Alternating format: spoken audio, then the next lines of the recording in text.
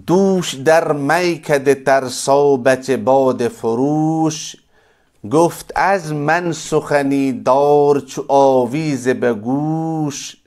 مشرب باد گساران کهن این بوده است، که تو از میکده خیزی همه مستی همه هوش.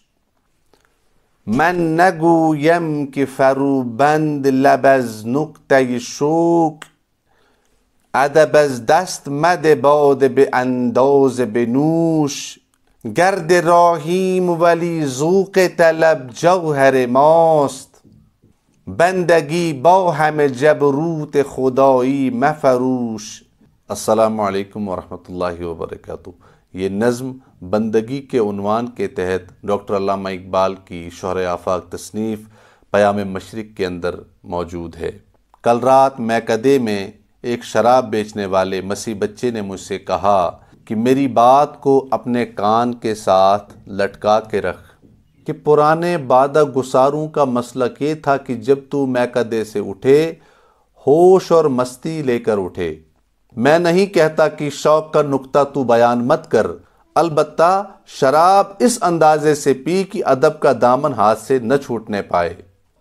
ہم راستے کے گرد و غبار ہیں، لیکن طلب کا ذوق ہمارا جوہر ہے، یعنی ہمارا خاصہ ہے۔ تو اپنی بزرگی اور کمال کے باوجود ابدیت کو مت بیچ۔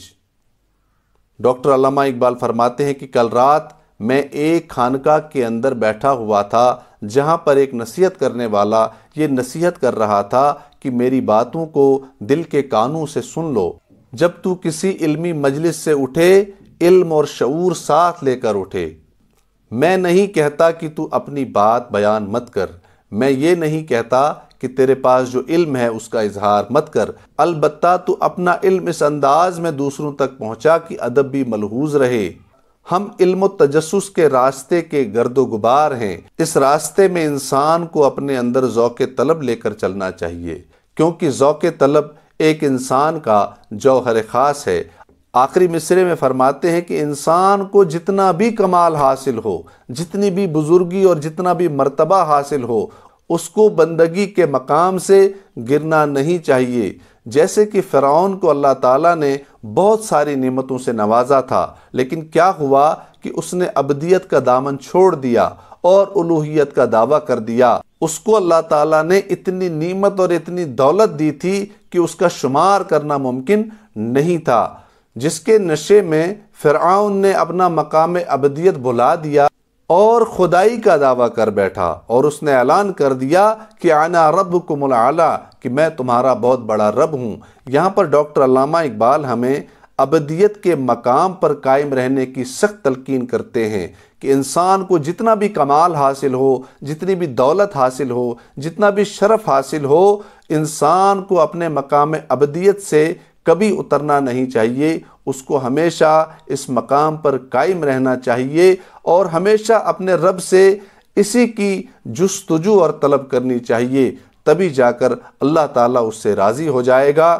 رسول اللہ صلی اللہ علیہ وسلم ابدیت کی بہترین مثال ہیں۔ رسول اللہ صلی اللہ علیہ وسلم کو اللہ تعالیٰ نے اپنا محبوب ترین بندہ گردانا اور ان کو آخری نبی بنایا، آخری رسول بنایا، اور تمام دنیا کے اندر سب سے عرفہ و اعلیٰ مقام سے نوازا۔ اس کے باوجود رسول اللہ صلی اللہ علیہ وسلم اپنے آپ کو اللہ کا بندہ کہنا پسند کرتے تھے۔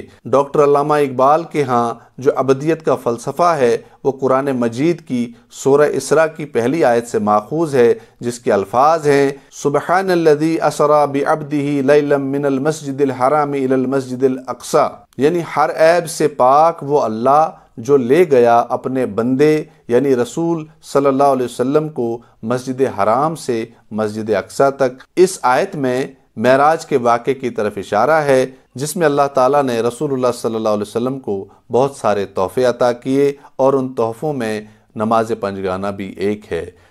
اللہ تعالیٰ نے رسول اللہ صلی اللہ علیہ وسلم کو وہ بزرگی اور وہ عظمت عطا فرمائی کہ وہ کسی دوسرے انسان کے حصے میں نہیں آئی۔ اس کے باوجود رسول اللہ صلی اللہ علیہ وسلم اپنے آپ کو خدا کا بندہ کہتے ہیں اور اس پر فخر کرتے ہیں۔ ہمیں بھی مقام ابدیت پر قائم رہنا چاہیے، چاہے ہمیں کتنی بھی دولت ملے، چاہے ہمیں کتنا بھی مال ملے، چاہے ہمیں کتنا بھی مقام و مرتبہ ملے، کتنا بھی علم ملے، اس کے باوجود ہمیں اپنے آپ کو اللہ تعالیٰ کا بندہ بنا کر رکھنا چاہیے، اور اسی میں ہماری شان ہے اور اسی میں ہماری بڑائی ہے۔ السلام علیکم ورحمۃ اللہ وبرکاتہ۔